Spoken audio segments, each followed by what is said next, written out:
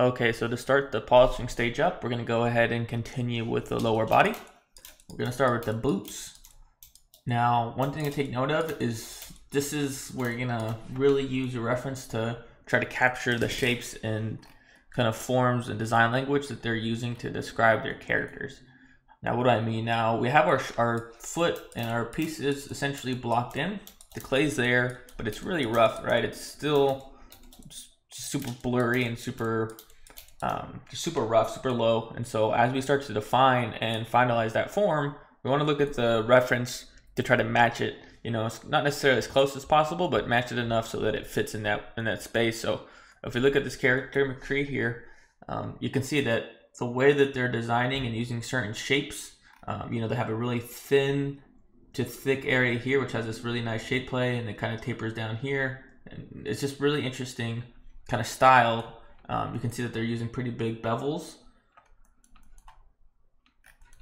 When we go to Reaper here, you can see that they have the certain big scratches that we can use the orbs brush for. And we're just looking at how they kind of define these shapes. If we go to the real world reference of our Thor as well, and we look at his boots, you'll notice that there's like this really intricate kind of lining. Now, when we're trying to match a style, we want to take note of what they're doing. Are they duplicating the mesh so that this second part of leather is a separate mesh? Or are they just using like a damp standard and just creating like a shape for that design? So we want to take notes of those so that we can try to match that style as closely as possible, just to kind of fit within the same realm. So what I'm noticing is like they're doing intricate cuts. Sometimes like here, they're doing like a secondary mesh. So it's almost like a separate mesh, but this is more of like a harder paneling, not necessarily like detail on that boot. So if we go to McCree, again, you'll notice that they kind of somewhat define the folds, and they'll do a separate mesh for lining, but they do have like a separation of the toe, but it's still just like a damn standard hard brush there. So we're gonna take note of this when we're kind of finalizing our character and like working on the high poly. Here, the letter straps are just kind of separated here. So as we start to finalize and polish up our sculpt, we're gonna take note of some of those details and go from there. So first, let's go ahead and start to work these soles. So I'm gonna put this at the lowest subtool in our folder. And on some of these, we might just zero mesh it and then just go super low zero mesh. For some of these, we can use our creasing brush or our topology brush and use some nice creasing to get uniformity in our bevels. So to do so, if I press B and T, you get to our T brushes. There's a topology brush here. Now what the topology brush allows me to do is to draw topology on a mesh. You see that? So there's like a curve being drawn. Let me go ahead and continue this. There's a curve being drawn on the mesh. What I'm gonna do for now, actually, before we begin, is delete half, because we only need half, because this is gonna be a, symmetrical mesh. So I'm gonna, hit X to break symmetry, mask it, Control W to polygroup it, Control Shift click it, Alt A and delete hidden to delete that other half. You guys should know this. So now when we use our topology brush, right, we're just gonna retopologize half and mirror it over later. So I can draw the stroke here. If I draw a second stroke, right, it's kind of off the model. Let me just show you what this brush does. If I draw two separate strokes or three, and I start to cross it, you notice that it starts to fill in those gaps. So when I click it, right, I can create essentially topology or a different kind of base mesh on top of this character. So that's essentially going to be our goal here. So what I'm going to do is draw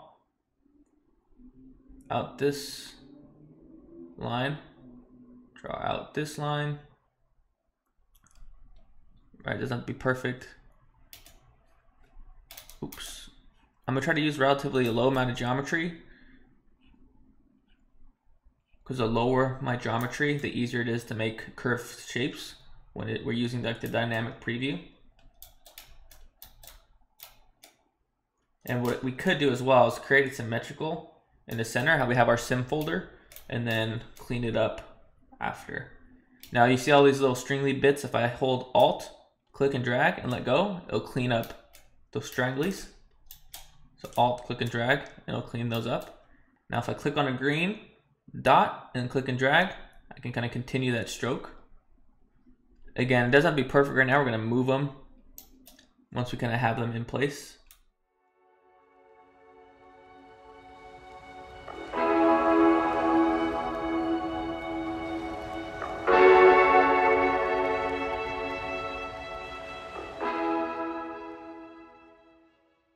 And that's good enough for now. Again, I'll probably move it to the center and then just mirror it over. Let me put one so that there's one in the center here. And then Alt click and drag. Oh, you see there? See how it's not connected there? So when you're dragging, you want to make sure to just select on the green dot, click and drag. Click and drag. Click and drag. And then swipe. And be good to go. Awesome. So with that, I can click it. Depending on the size of my brush, right, it'll extrude more or less.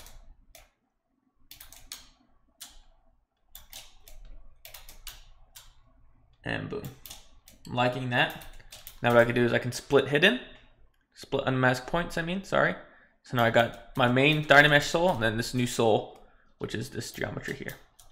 I'm gonna control click it though, because I don't want it to be thick just yet. So control shift click it, right, to isolate that poly group. Alt A and delete hidden. Kind of move this back into place, a little tighter to the form that we had. And now I can come in and start to place these where they need to be. So it's a quick way to get geometry. I'm using my mouse, so it'll be a little easier to essentially model these where they need to be. So that's one way to get geometry quickly in. Like instead of going back to Maya, you can do this all kind of within ZBrush just to get some clean geometry. If you wanted to, you can use this for the, your low poly, your retopology. I typically just tend to retopo everything once my highs are done. But this can definitely help speed up that process if you needed to. Go to my Z modeler brush real quick. BZM, I'm gonna delete this central edge. If you notice, everything is creased, like there's a secondary line. So let's go to geometry, crease, uncrease all, and it just gets rid of that creasing there that we don't need at this current moment. Again, I'm trying to match this a little closer to the final shape here. Doesn't have to be perfect just now, but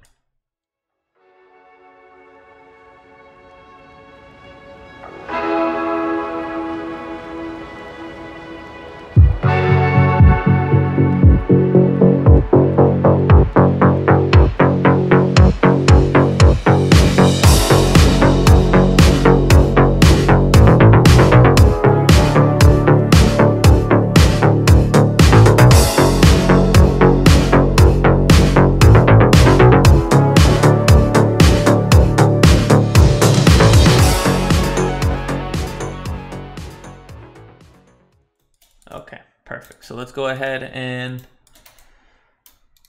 move this guy to the center, mirror and weld. It's a little separated there. So if you notice, our foot is curved. So what we're gonna wanna do is curve this guy back here, mirror and weld, mirror and weld, mirror and weld. I'm trying to make sure that when I mirror and weld, it maintains that thickness there. So I can get my Z modeler brush. I can hit X, right, to make it symmetrical again, and I can delete this edge loop. Move this guy down. I can start to shape this again. So now when I hit D to preview that, right, you can see that it's going to be nice and smooth all the way around. Now what I'm going to do is I'm going to hit X again. I'm just going to move it into place. All right, so now we kind of have both where it needs to be.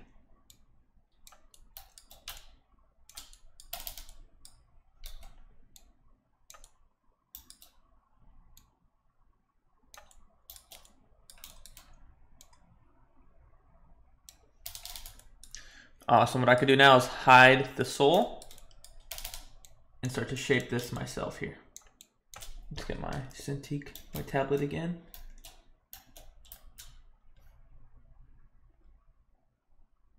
Awesome.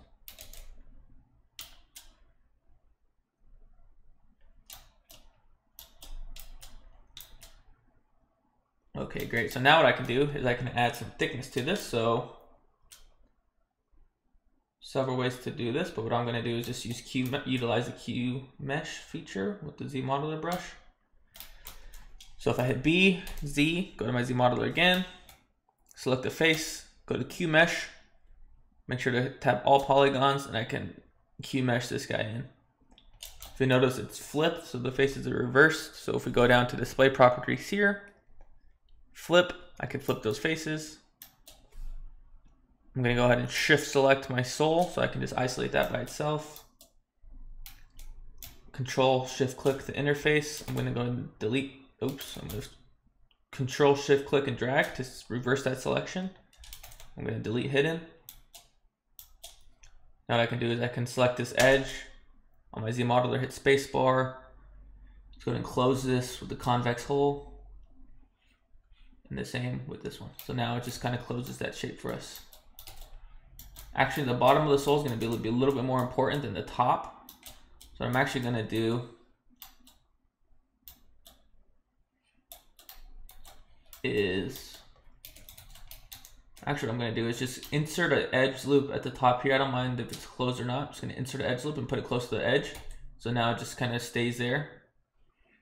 And then for this guy, I'm going to bridge this hole. So I'm going to select this face here, or this edge with my Z modeler brush. Bridge, edge, select, and get that nice little bridge there. So essentially we're modeling and just filling this hole so that when we subdivide and crease, we get nice creasing all the way around.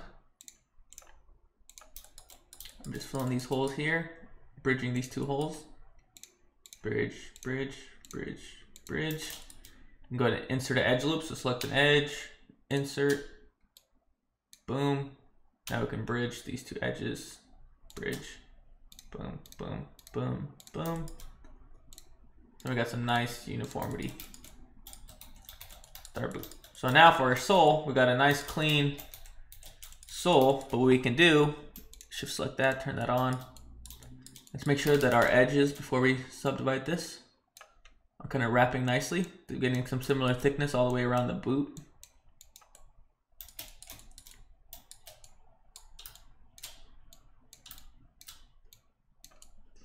Okay, so now we can crease. So if I go to my Z modeler brush again, oops, let me move this back out real quick. BZ modeler again. I can select an edge, spacebar crease, edge loop complete, crease this top edge. So when I hit D, it maintains that hard edge, which is really nice. Shift D, edge loop complete, edge loop complete, edge loop complete, edge loop complete. Actually, I don't want this middle edge to be creased. So what I'm going to do is just crease one edge and just manually crease these edges here. Manually crease these edges here. So now when I hit D, I get a nice preview of my mesh. Okay, so with the smooth preview on, again, if you tap D, you're able to preview your subdivision. Again, some pretty beginner stuff, but we can start to manually kind of correct this curve for our soul. I'm gonna go ahead and delete the top half of this as well, since we don't need it. Mask it, Control W, Control Shift click, Alt A, delete hidden. So now we can kind of see this mesh a little bit cleaner now. So one thing you want to take note of is like this edge, these edges are really harsh, right? And so when we bake out those edges, or in general, like when we have beveled edges, you don't want them to be that tight. First of all, they're just not going to bake nicely, and they just don't look that great, right? Let me move these in a little bit here. So what you can do to kind of smooth out this preview is on my dynamic subdiv, which is what happens when you press D, right? If I press D, it just turns on dynamic subdiv. It has smooth subdivision level 2. So that means it's going to smooth it to the second preview. If I go to 4, right, it smooths it at a 4 preview. Like if we were to subdivide this 4 times, that's that preview that it's giving us. But I'm going to go down to 2. on my crease, what I can do now is change my crease level to 15. Essentially what it's going to say, if I move this to 2, you'll notice that move my dynamic subdivision up to 3. It's saying that at the second level of the preview, or where's my crease, sorry, geometry, crease. But this crease level is saying that it's only going to crease up to the second subdivision level. So if I Control D, it's going to maintain that crease, but if I was to subdivide one more time, it would uncrease it.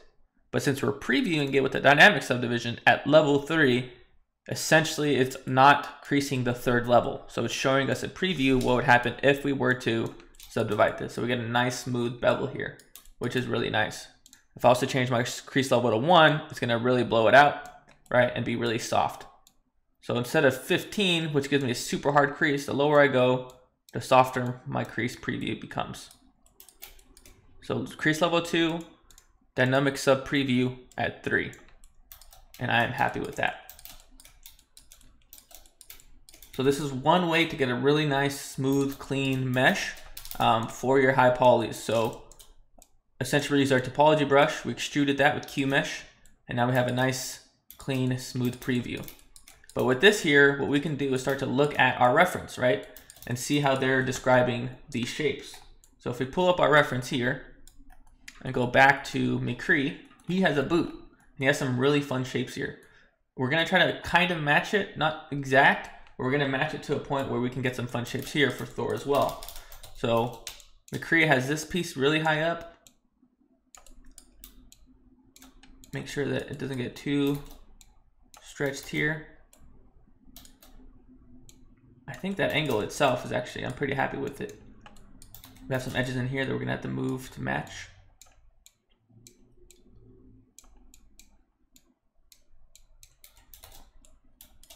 And boom.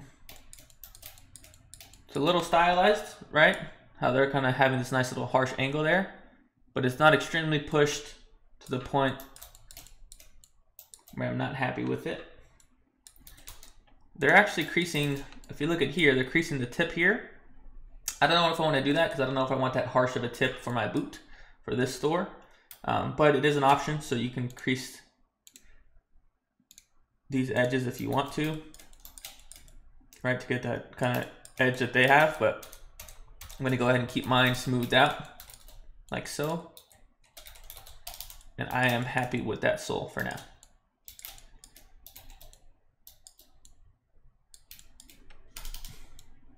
Move this so it's a little smoother. And again, this is just a smooth preview, so if we want to accept this preview mesh, what we can do is instead of pressing D, we would just Control D to subdivide, Control D to subdivide, Control D to subdivide. All right, and now we have essentially that smooth preview committed. And then we can subdivide up to about 1 million probably. And then you can start to use stuff like orbs cracks or orb slash, right? And start to add wear and tear onto your model. You can get your trim dynamic and start to damage some of these edges.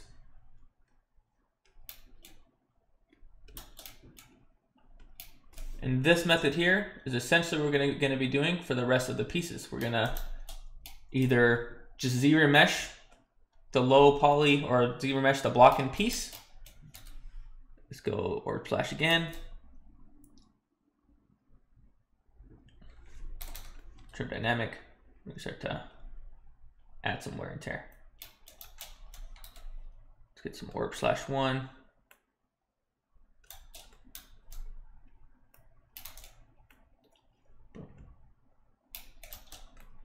And that is how we will continue to block in and polish up our sculpts.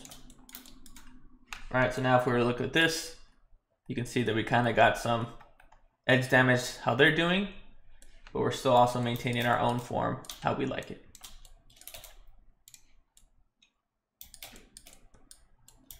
Awesome, so it's that. Let's go ahead and move on to the top part of the boot and go from there.